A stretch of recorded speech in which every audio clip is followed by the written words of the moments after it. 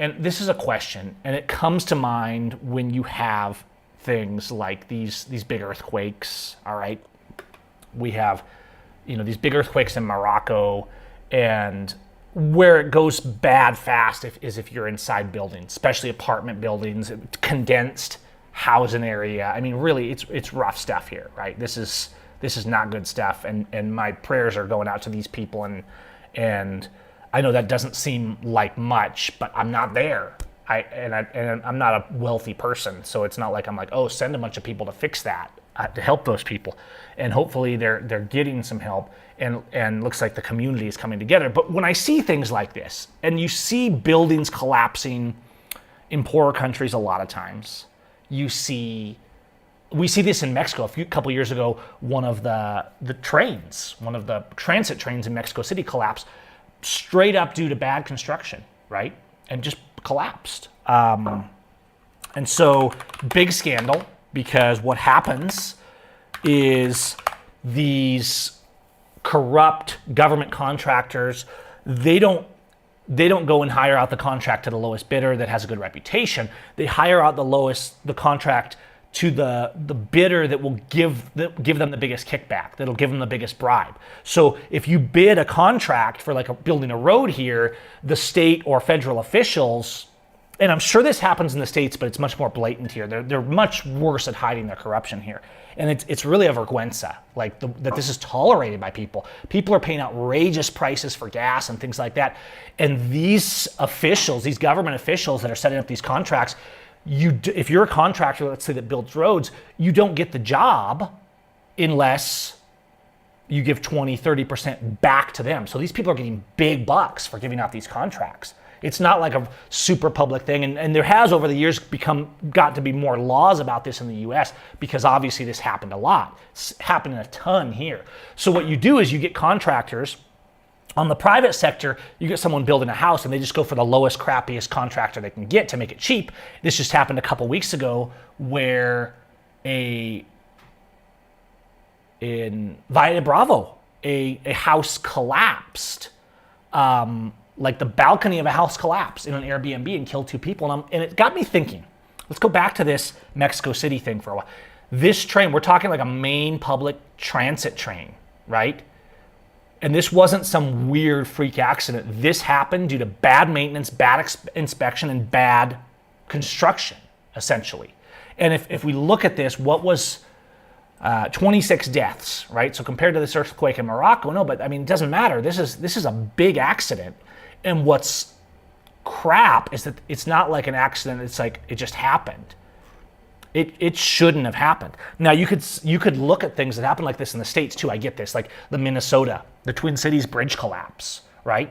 Bad inspection, bad maintenance. It's not like this doesn't happen, but you see a road down here. You have these roads that we're driving on that are 500 years old that are still working, and yet they hire these contractors to come in and put a new asphalt, a new concrete road in, and 5 years later it's trash because they're not putting the bases down. They just built a new road right out in front of my place. And they did it fast, right? But there was hardly any prep work, hardly any base put down. And I'm looking at this road like it's nice now, but I bet you in 2 years it'll be totally potholed again. And then some corrupt contractor will be paying again. I believe it was a state job. The state in Querétaro State and all of Mexico, pretty notorious for this. But what happens, so if you're a contractor, this kind of work attracts the contractors, obviously, that are more corrupt. Because to get the job, they're going to have to do bribes, and then they're going to cut corners over here to pad their pockets as well and get a kickback. If you're part of the club, you're part of the club. You're going to get in on that, right? Now, this causes a little less direct harm if it's just an asphalt road through town. But when you're talking about bridges, when you're talking about, basic public infrastructure, and what the topic of this, what I wanted to ask you guys, because I'm always very libertarian, very anti-regulation. But I think there's a point where the people are allowed, especially on public projects, we can make regulations for the government, right? So there should definitely be regulations for building standards on public projects where people are held accountable. But I saw this other thing where these people were in an Airbnb, right? And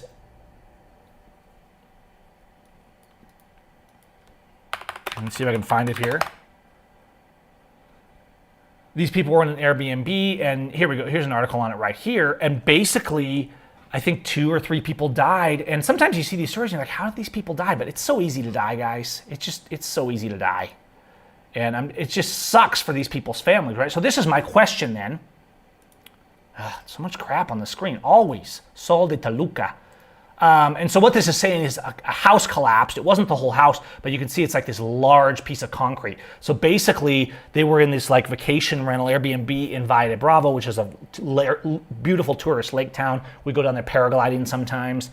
And I don't know if they were jumping around on this or not, but it shouldn't matter. It's a house. It's meant to hold people. And this balcony collapsed, and like 2 people died in this thing. Right here, here's a closer up photo right here. They're putting ads over everything, lovely. And so you can see that it's this kind of vacation house, and this whole thing just collapsed.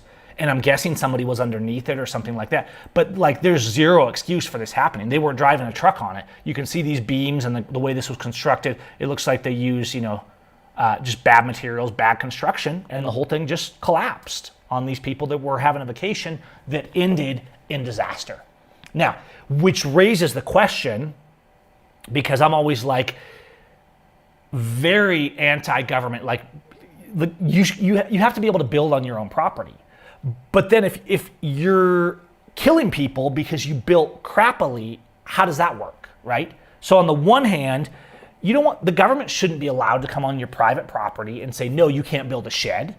You don't have a permit. I shouldn't need permission to build a shed, to build a new kitchen, to add on to my house on private property. And yet, I do want to be honest and present the contrast. Because even though these regulations exist in Mexico, I get to see firsthand how people's corrupt nature in a more libertarian society affects them. Which doesn't mean I'm advocating that we make fascist rules for everything, but it does raise questions. How do we make accountability, right? So do you say, if you're building a public space, do you have to get it inspected? Right? Because there's going to be people in there. If you're building a shopping mall, should it have to be inspected? Should you have to get a permit? If you're building a house, should you have to get a permit? That's your private property. That seems like a real different level to me if you want to do something on your private property. But then you enter the era of the internet, right? Originally, you didn't build that house as a commercial space, but now you put it on Airbnb and you're renting it out to strangers that don't necessarily know limitations or what to do or what not to do because it's not their home. Okay? So should you have to have insurance if you're renting your house out to strangers? Should you have to have it inspected before you rent it out to strangers, right? Because at that point, you're entering a commercial contract with people. And then you kill them because you hired the absolute cheapest crap contractor that you could to use the cheapest crap materials you could.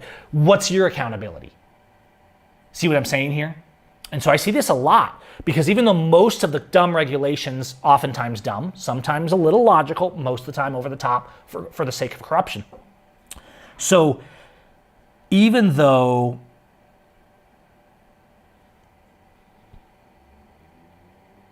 the regulations exist here, in practice, people ignore regulations, right? They ignore traffic rules. I see them running stop signs, red lights, semi-trucks screaming through red lights at 60 miles an hour when you're about to go from the side street. I mean, and so what I see is because there's much less consequence for reckless driving. They cut you off all the time, drive drunk all the time. You go out Friday, Saturday night, and you're not in a big vehicle, they're cutting you off. They're aggressive, they're angry, they're drunk. Normal stuff on Mexican roads, right? But on the other hand, I'm like, whoa. You shouldn't be stealing people's money in their car, etc., and putting them in jail if they haven't hurt anybody. Now, if someone's drunk, should the police then... I've always said, hey, if someone's drunk, the police should make them stop, Andy Griffith style, and they can't drive anymore. It's dangerous, right? But they've turned it into an extortion racket in the States. They've turned it into a way to fill jails, into demonizing people. Because somebody texting can be just as dangerous. A mom doing her makeup, a tired driver can be just as dangerous as a drunk one, right? So drunk ones are an easy target, and obviously they try and do checkpoints and stuff down here, but those are a violation of your right to travel. Somebody driving drunk, if somebody's all over the lane and driving like an idiot, What should a peace officer's actual job be? You stop them, you have a conversation, and you see what's going on. And if they're drunk and acting like an idiot, you say, bro, no, I'm going to take you home. We're going to leave the car here, right? You can't drive anymore tonight. Now, I think that's a reasonable action. So can you have force? This is the question. Can you have a relative peace and safety without ridiculous permits and fascism? Because I get to see both sides of this in a very interesting way that if you live in the States, you've literally never seen in your lifetime, right? Because we're talking about a level of personal freedom down here that is much higher. The consequences for reckless driving are very low. If you're in a pickup truck and you cut off some car because they touched their brakes in front of you because you were tailgating, and then you cut them off and almost cause an accident, there's no consequence unless you ruin your car, unless you actually cause an accident, which you might do as well, right? Speed limits, non-relevance. I mean, sure, you go to Mexico City and they'll set up speed traps and stuff, but in general, if the speed is 80, people are like flashing their lights and angry behind you if you're doing 120. I'm talking kilometers an hour, not miles per hour. So you know, but still, if I'm on a highway at night, bad lighting, the speed limit is 90 kilometers an hour. I'm doing 110.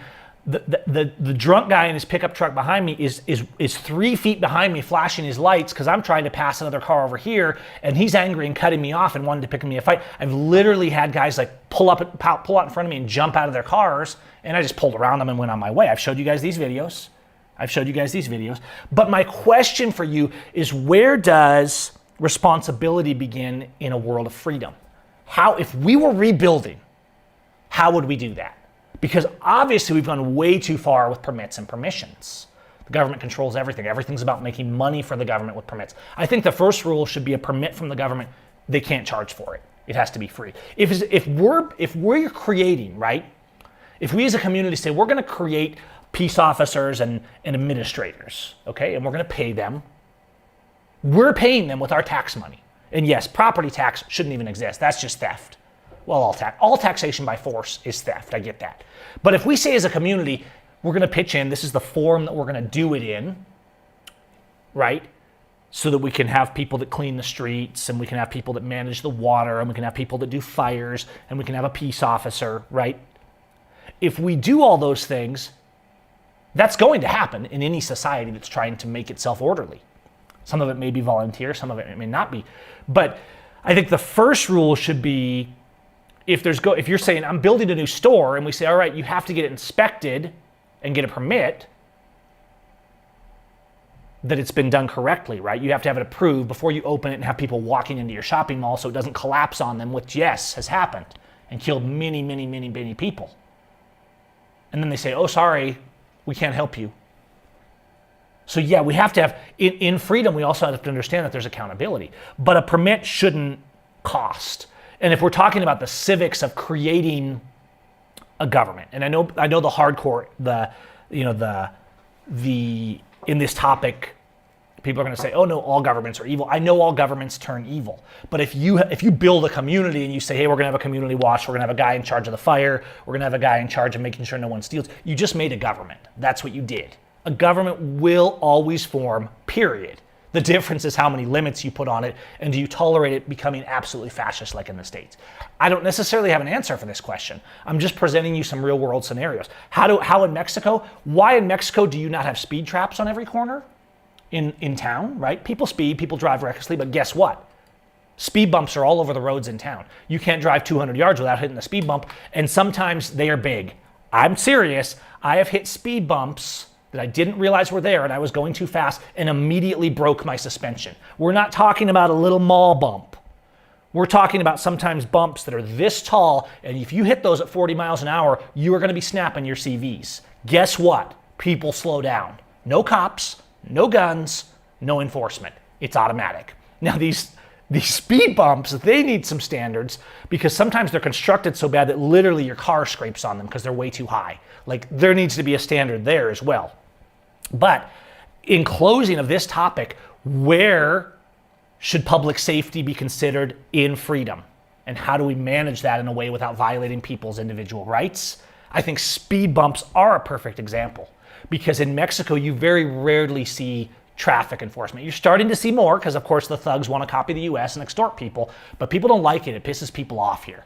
So you rarely see, except in big cities, like cops hiding in corners with radar guns and stuff like that. Occasionally in big cities. And even then, they don't actually chase you down. They try and wave you over, and I just ignore them and drive by, and nothing happens. But a tope, a speed bump, you slow down, period, or you will slow down because your car is broken. And to me, that's the most libertarian solution. Do the speed bumps annoy me? Heck yeah. Like when you don't see a speed bump, and they should have to be marked. They should have to be painted.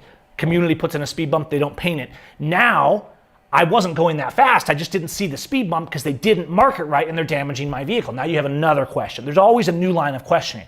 But in general, the speed bumps work. I have been on highways before where they put a random speed bump in and didn't mark it correctly. I was endangering no one. I was just going a sane speed and hit it so hard that it broke suspension. And I think I took air on the car on that one because I was doing probably 65 and it was a big tope. No excuse for that. Local government should be held accountable for the damage to your vehicle. And of course, we know how that works. That is, maybe I'll do a breakout video of this. I'm going to mark it and close it down. But I just wanted to bring up this topic on the show today.